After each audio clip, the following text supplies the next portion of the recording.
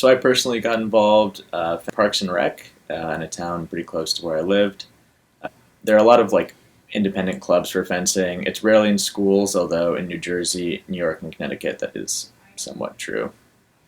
Yeah, I got started at just a small club in my hometown in elementary school and have been fencing ever since. But I know a lot of people in our club start on high school teams, or many of them even start fencing in college and walk onto the team. So I fence epee, and what I like most about epee is it's the who wins the bout is most dependent on who is most prepared at that moment.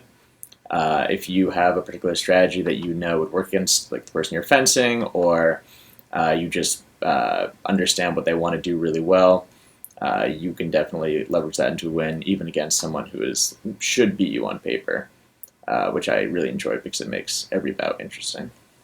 I'm a foil fencer, and I feel like it's a really good mix of tactics and speed. It's sort of in between epee and saber in the pace of the bouts, so you still have to make very quick decisions, but there's a lot of tactics behind it.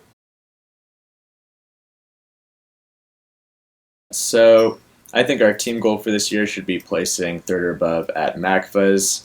Last year we got fourth, but it was pretty close, and the three schools were above us.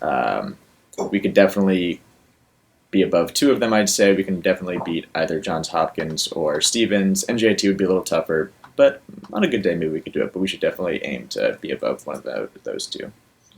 And I think individually we have several people on the team who want to do better at regionals, maybe one or two people who can make the NCAA competitions this year. Personally, I'm really looking forward to our home meet. It's a lot of work to set up and take it down, but I think that's an important bonding experience with the team. Also, it's nice to fence in our own space. I think it makes everything feel a little bit more important. I think our meets against Penn State and UPenn, we come back a little bit early from winter break, and we get to fence at these Div 1 schools and compete against some of the top teams in the country. And I think it's always really tough, but our team benefits a lot from it. So for me, it's meant that there's been a community that I know I'm accepted in, and that I'm very happy to be a part of throughout my time here. Our team is very close, and I really enjoy always having those people around and spending tons of time with them.